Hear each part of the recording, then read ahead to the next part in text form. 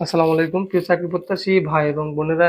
এই মুহূর্তে যে যেখান থেকে আমাকে দেখতে পাচ্ছেন সবাইকে আন্তরিক অভিনন্দন এবং শুভেচ্ছা জানিয়ে শুরু করছি আজকের ভিডিও। বরাবরের মতো রিকোয়েস্ট থাকবে যে যেখান থেকে এই মুহূর্তে আমাকে দেখতে পাচ্ছেন প্লিজ এই ভিডিওতে একটা লাইক করে দিবেন এবং অবশ্যই চ্যানেলে প্রথমবার হয়ে থাকলে চ্যানেলটি সাবস্ক্রাইব করে পাশে থাকার জন্য বিনীত অনুরোধ জানাচ্ছি। তো আজকে কোন বিষয় নিয়ে কথা হবে অলরেডি ভিডিওর টাইটেল এবং থাম্বনেল দেখে বুঝে গেছেন। তারপরেও বলে রাখছি আজকে যে বিষয়টা নিয়ে কথা বলছি এটা আপনাদেরই আসলে আমাকে জিজ্ঞেস করার অর্থাৎ প্রশ্নের উত্তরই বলতে পারেন যে বাংলাদেশ সেনাবাহিনীর অসামরিকে চাকরি করতে গেলে আপনার কি, কি ধরনের ডকুমেন্টস প্রয়োজন বা কি, কি ধরনের ডকুমেন্টস ছাড়া আপনি এখানে অ্যাপ্লিকেশন করতে পারবেন না? অথবা আপনার কি, কি ধরনের ডকুমেন্টস লাগবে এখানে অ্যাপ্লিকেশন করতে? একই কথা। তো যাই হোক বেশি ঘুরিয়ে পেঁচিয়ে ভিডিও লম্বা করে লাভ শুধুমাত্র অনুরোধ থাকবে এখন থেকে আ এই ৭ টা পয়েন্টের কথা না বলা পর্যন্ত প্লিজ কেউ ভিডিও স্কিপ করে যাবেন না। তাহলে অনেক কিছু মিস করবেন। তো ১ম এই চাকরির জন্য যেকোনো চাকরির জন্য বাংলাদেশে যেকোনো চাকরির জন্য বিশেষ করে সরকারি চাকরির জন্য আপনার সর্বপ্রথম যেটা প্রয়োজন হবে সেটা হচ্ছে আপনার এনআইডি কার্ড অথবা আপনার জন্ম নিবন্ধনের কার্ড। আপনারা জানেন যে বাংলাদেশের চাকরির আইন অনুযায়ী আপনার বয়স হতে হবে সর্বনিম্ন ১৮ থেকে সর্বোচ্চ ৩২ বছরের মধ্যে। এর বেশি হইলে কিন্তু আপনি চাকরিতে অ্যাপ্লিকেশন করার সুযোগ পাচ্ছেন না। তো আপনার বয়স যে ১৮ বছর হয়েছে এর একটা প্রমাণস্বরূপ আপনার জন্ম নিবন্ধন থাকতে হবে। অথবা আপনি যদি এর মধ্যে ভোটার হয়ে যান, অর্থাৎ আপনার চাকরি যদি ৩২ বছরের বয়সের আগেই যদি আপনি ভোটার হয়ে যান তাহলে অবশ্যই আপনার এনআইডি কার্ড লাগবে। এনআইডি কার্ড এমন একটা জিনিস যে আপনি একজন বাংলাদেশের নাগরিক সেইটাই কিন্তু এই এনআইডি প্রমাণ। তো চাকরির জন্য সর্বপ্রথম এইটারই সবথেকে বেশি গুরুত্ব দেয়া হয় সেটা হচ্ছে এনআইডি অথবা জন্ম নিবন্ধন কার্ড। যাদের এনআইডি কার্ড আছে তারা এনআইডি কার্ড দিয়ে অ্যাপ্লিকেশন করবেন এবং যাদের জন্ম নিবন্ধন কার্ড আছে তারা জন্ম নিবন্ধন কার্ড দিয়ে অ্যাপ্লিকেশন করবেন। একই কথা, কোনো রকম কোনো সমস্যা হবে না এবং যাদের বয়স এখনো পর্যন্ত ১৮ বছর হয়নি তারা কিন্তু অ্যাপ্লিকেশন করতে পারবেন না। তো যাই হোক দ্বিতীয়ত যে জিনিসটা লাগবে সেটা হচ্ছে শিক্ষার সনদপত্র বা আমরা যেটাকে বলি স্কুল সার্টিফিকেট, কলেজের সার্টিফিকেট, যেমন এসএসসি, এইচএসসি, পিএসসি, জেএসসি অথবা দাখিল হতে পারে, আপনার ডিগ্রি পাসের সার্টিফিকেট হতে পারে, যেকোনো কিছুর বা স্নাতকের সার্টিফিকেটও হতে পারে।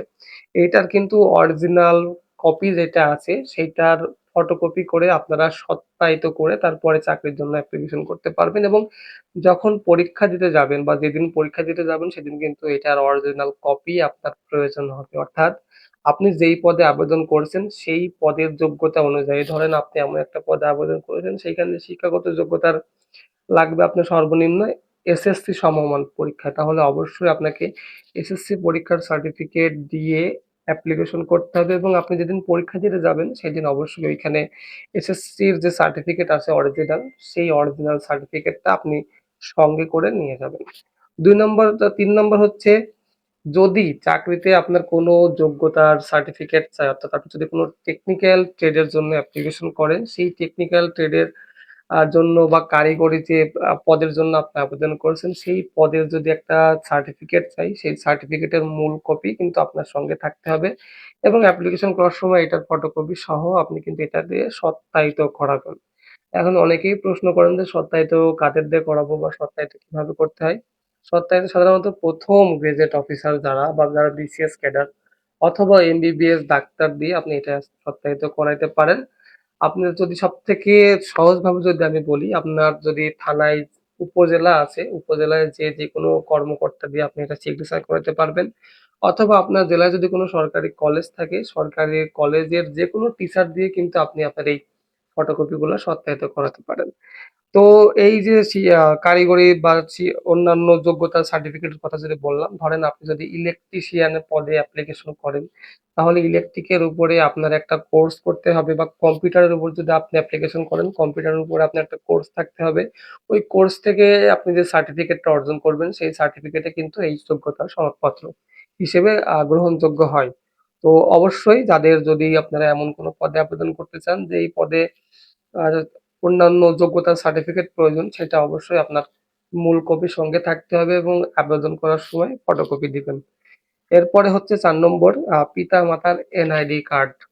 আ অনেকেরই অনেক যখনই আমরা যেকোনো জায়গায় অ্যাপ্লিকেশন করতে যাই, আপনারা জানেন যে আমাদের নামের সঙ্গে কিন্তু পিতা-মাতার নামেরও প্রয়োজন হয়। তো যদি কর্তৃপক্ষ আপনার পিতামাতার ভোটার আইডি কার্ডের ফটোকপি প্রয়োজন হয় তাহলে ওইখানে আপনাকে জানিয়ে দেবে। আদারওয়াইজ আমার মনে হয় যে আপনার সঙ্গে করে নিয়ে যাওয়াটাই ভালো। এবং পিতামাতার ফটোকপির মানে এনআইডি কার্ডের ফটোকপি হলেই চলবে, তাদের তো অরিজিনালটা নেওয়ার দরকার নেই, এবং এই ফটোকপিটা কিন্তু অবশ্যই সত্যায়িত করে নিয়ে যাবেন। এছাড়া যেইটা সব থেকে বেশি প্রয়োজন সেটা হচ্ছে সদ্য রঙিন তোলা পাসপোর্ট সাইজের ছবি। অ্যাপ্লিকেশনের সঙ্গে আপনারা ৪ কপি ছবি জমা দিবেন এবং যেদিন পরীক্ষা দিতে যাবেন আরো ৪-৫ কপি ছবি সত্যায়িত করে নিজের সঙ্গে নিয়ে যাবেন। এটা কিন্তু অবশ্যই কালারফুল হতে হবে এবং চেষ্টা করবেন ল্যাব থেকে এই ছবিগুলো ওঠানোর, কারণ ল্যাব প্রিন্টের ছবি সহজে নষ্ট হয় না। এবং ল্যাবের ছবি কিন্তু সব জায়গায় গ্রান্টেড হয়। তো সদ্য তোলা পাসপোর্ট সাইজের ছবি এবং পিতামাতার এনআইডি কার্ডের ফটোকপি এটা অবশ্যই আপনারা সঙ্গে নিয়ে যাবেন, এবং আপনারা চাইলে অ্যাপ্লিকেশনের সঙ্গে পিতামাতার সার্টিফিকেট সরি পিতামাতার যে এনআইডি কার্ডের ফটোকপি সেটা জমা দিতে পারেন, আবার না দিতেও পারেন। তবে সাথে রাখা ভালো এবং অ্যাপ্লিকেশনের সঙ্গে দিয়ে দিলেও কোনো রকম কোনো সমস্যা নেই। এরপরে হচ্ছে চারিত্রিক সনদপত্র। চারিত্রিক সনদপত্রটা কি? চারিত্রিক সনদপত্র হচ্ছে এমন একজন ব্যক্তি দ্বারা আপনাকে এই সার্টিফিকেট প্রদান করা হবে যিনি একজন সমাজের গুরুত্বপূর্ণ ব্যক্তি। বিশেষ করে যারা বিসিএস ক্যাডার যারা আছেন, অথবা যারা ওই যে বললাম সরকারি কলেজের টিচার অথবা উপজেলার যে কোনো কর্মকর্তা দিয়ে যদি আপনি আপনার চারিত্রিক সনদপত্রটা বানাইতে পারেন। চারিত্রিক সনদপত্রটা সাধারণত আপনি কোনো রাষ্ট্রদ্রোহী কাজের সঙ্গে যুক্ত নাই এবং আপনার নামে কোনো ফৌজদারি মামলা নেই। আপনি একজন সাধারণ মানুষ এবং আপনার ব্যক্তিত্বে কোনো রকম কোনো রাজনৈতিক প্রভাব নেই। এরকম একটা অঙ্গীকারনামায়, এটা যেকোনো কম্পিউটার দোকানে যদি আপনি ৳১০ দেন বের করে দেবে, জাস্ট এটার নাম, ঠিকানা যেটা ব্ল্যাংক করা আছে ওইখানে ফুলফিল করে আপনি যেকোনো বিসিএস ক্যাডার অথবা ফার্স্ট গেজেট অফিসার অথবা এমবিবিএস ডাক্তার দিয়ে আপনি এটা সত্যায়িত করলেই আপনার এই চাকরির সনদপত্র হয়ে যাবে। এরপর হচ্ছে নাগরিক সনদপত্র।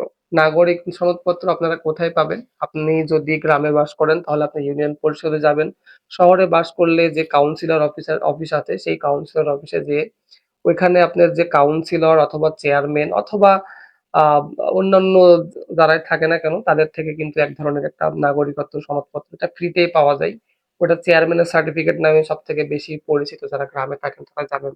ওটাকে চেয়ারম্যানের সার্টিফিকেট বলা হয়। তো এই চেয়ারম্যানের সার্টিফিকেট কিন্তু আপনার অবশ্যই লাগবে এবং সেই সা চেয়ারম্যানের সার্টিফিকেটে অবশ্যই ওই চেয়ারম্যানের সিগনেচার লাগবে।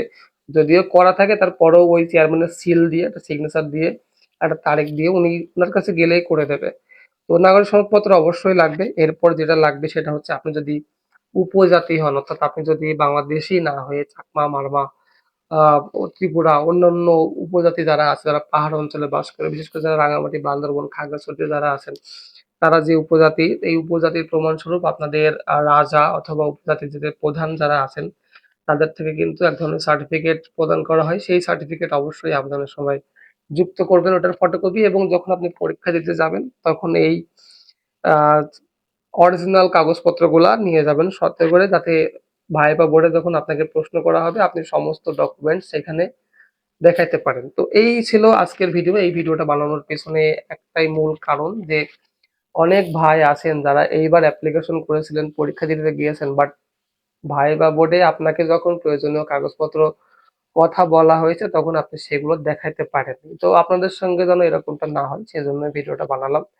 অবশ্য এই ভিডিওটা বানানোর কারণ ছিল না। আমার অন্য একটা ভিডিও বানানোর চিন্তাভাবনা ছিল। বাট এই অনেকদিন ধরে একটা ভাই এই এসএমএস এর মানে আমাকে কমেন্ট করছে, আমার WhatsApp এ রিকোয়েস্ট করছিলেন। তো তার জন্য এই ভিডিওটা উৎসর্গ করলাম। আশা করি যারা দেখলেন অনেক উপকারে আসবে আপনাদেরও। তো অনেক লম্বা হয়ে গেল ভিডিওটা। এজন্য ক্ষমা সুন্দর দৃষ্টিতে দেখছি, অনেকেই বলে আমি বেশি কথা বলি ভিডিওতে। চেষ্টা করি ভিডিওতে কম কথা বলার এবং প্রয়োজনীয় কথা বলারই চেষ্টা করি। তো যাই হোক, আর বেশি বকবক করব না। পরবর্তী ভিডিও দেখার আমন্ত্রণ জানিয়ে আমি রাজ আজকের মতো এখানেই বিদায় নিচ্ছি। সবাই ভালো থাকবেন, সুস্থ থাকবেন। আল্লাহ হাফেজ।